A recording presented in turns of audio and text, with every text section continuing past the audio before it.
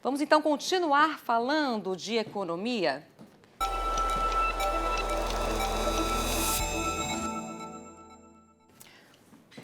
Bom, quem traz então mais atualizações aí da agenda econômica da semana para a gente é o economista-chefe do PicPay, o Marco Caruso, que já está aqui conosco. Boa tarde para você, seja muito bem-vindo mais uma vez em nosso programa, Marcos. Boa tarde a todo mundo que está escutando a gente. Obrigado pelo convite de novo. Marcos, semana bastante agitada, né, no mercado internacional, com destaque para a decisão do Banco Central dos Estados Unidos, o Federal Reserve, né, nesta quarta-feira, que deve definir a taxa de juros do país. O que a gente pode esperar, né? O ciclo de alta finalmente deve se encerrar nessa próxima reunião desta semana? Qual que é a estimativa de vocês? Pois é, acho que essa é uma semana das mais importantes, talvez, do semestre aí, né, para os economistas, justamente por essa decisão do Fed. O que o mercado está achando, antes de falar da minha opinião, né? O mercado praticamente dá 100% de chance deles subirem, 0,25 nessa decisão, né, os juros lá nos Estados Unidos. E aí, para setembro, ou seja, na próxima decisão, o mercado aí já está colocando 80% de chance deles de fato terem acabado o ciclo de altas, né? Então, essa semana a gente teria finalmente a última alta assim, de juros nos Estados Unidos. Eu estou nessa mesma turma aí, acho que eles dão a última agora. E lá em setembro eles dão branco, né? Como o pessoal fala, né? Para por ali. Quer dizer que eu estou confortável com o cenário de inflação? Médio. Na verdade, os dados têm vindo mistos nos Estados Unidos, né? A inflação tem sim melhorado, é verdade, mas ainda não é compatível com a meta do Fed, que é de 2%, ainda está meio alta. E, na verdade, a gente está vendo a atividade econômica ainda muito forte nos Estados Unidos, o que também não ajuda muito o Fed a parar. Então, quando eu junto tudo, eu acho que eles param para olhar, para entender os efeitos de tudo que já foi feito, né? Foi mais de 5 pontos percentuais de alta em um pouco mais de um ano. Então, isso alguma hora pega efeito na atividade econômica, mas eu acho que eles não vão ficar confortáveis. Então, eles param, mas meio que dizendo, olha, se a inflação não ceder do jeito que a gente gostaria, eu posso voltar a subir. Mas eu acho que eles não voltam a subir. Acho que esse é o grande ponto.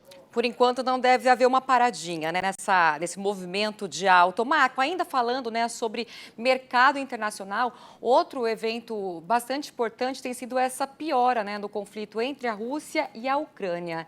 Como é que você vê os impactos macroeconômicos para o Brasil desse novo capítulo dessa guerra?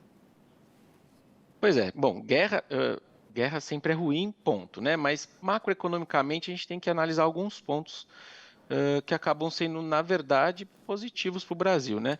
O que a gente está vendo na manhã de hoje, de novo, com esse novo ataque, né, que vocês acabaram de noticiar, né? Preço de grãos para cima. E o Brasil é um grande produtor e exportador de grãos, né? A gente até retomou agora a liderança mundial ali de exportação de milho, certo?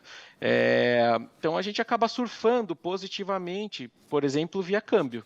Né, acho que muito dessa valorização que a gente está vendo hoje mesmo do real, já ali para a casa de 4,75 até 4,75 baixo aí, vem de uma certa visão de que, olha, poxa, se você é um grande produtor de grãos e o grão está subindo de preço, e na verdade se a gente está com uma safra enorme, né, de milho também, aquilo que você vende e que você tem em abundância está mais caro, isso acaba desenhando para a gente uma valorização do câmbio. Só lembrando, né, um exemplo bem simples, mas foi justamente um mês mais ou menos depois da invasão da Rússia na Ucrânia lá o ano passado, né? Se deu ali no final de fevereiro, você pega ali para final de março, começo de abril, foi lá que o nosso câmbio, por exemplo, bateu 4,60. Será que a gente vai repetir isso agora? É uma dúvida, né? Então esse é o ponto positivo, vamos por assim, macroeconômico, né? Sempre ressaltando da guerra. O ponto negativo é o seguinte: hoje, essa queda do câmbio que a gente está vendo, ela compensa só parcialmente a alta das commodities em geral. Então, meu ponto é que, aos olhos da nossa inflação, o evento acaba sendo negativo. Né? Porque, de novo, as commodities em dólares estão subindo, olhando para a nossa inflação, estão subindo mais do que o nosso câmbio está valorizando. Então, no fim, isso põe um pouco também de risco inflacionário a partir daqui, lembrando que foi a queda das commodities que ajudou muito a inflação a melhorar. Né? Então, juntando tudo é isso. Acho que é positivo para câmbio, porque a gente é exportador, mas acho que coloca um pouco em dúvida se esse bom ambiente de inflação que a gente está vendo finalmente no Brasil, se ele não está ficando para trás, já que alimentos pode começar a ser pressionado nesse segundo semestre. Qual a expectativa, né? Vamos voltar então aqui para o Brasil, né? A agenda econômica do Brasil, que amanhã a gente conversou com o Daúde há pouco, né? Vai ser divulgada a prévia da inflação de julho. E esse é o último IPCA, né? Que deve ser divulgado antes da decisão do Copom em relação à taxa básica de juros. Isso pode influenciar na definição sobre o ritmo de corte da Selic, de repente, para a próxima reunião ali em agosto? Pois é, a gente, né, economista sempre fala, olha, o Banco Central nunca toma uma decisão em cima de um número só, né? Ele sempre olha todo um conjunto de informações, né? Dito isso, assim, então, às vezes, assim, a resposta curta seria, olha, esse número não vai influenciar muito a discussão, porque ele é um número só, né? Uma andorinha só não faz verão também na inflação. Dito isso, assim, vai ser mais uma leitura super baixa de IPCA. Aqui no PicPay a gente projeta um número levemente acima de zero, mas tem gente falando de uma nova deflação, né?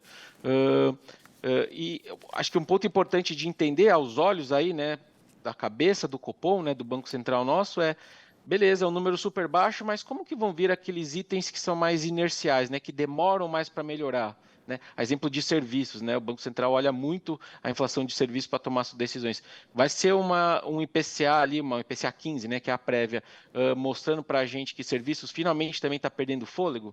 Essa é uma dúvida que eu tenho. De qualquer forma, assim, quase que independente do que vier o número, a nossa visão aqui é que a gente finalmente começa, sim, o ciclo de cortes nessa decisão do comecinho de agosto, né, que é do nosso Copom, só que um corte modesto ali, um corte parcimonioso, que é a palavra que eles têm usado, de 0,25, começa o processo, vai ser lento e gradual, porque, de novo, né, ainda existe essa dúvida se a inflação de serviços realmente vai começar a ceder. Então, ele vem naturalmente, né, começa o ciclo, reduz um pouco de restrição, e ao longo do semestre, aí sim, talvez a gente veja uma aceleração desses cortes, mas o começo é mais lento, esse IPCA ajuda, mas nem tanto a gente a cortar 0,50, por exemplo. O mercado tem discutido, poxa, ele pode começar com 0,50?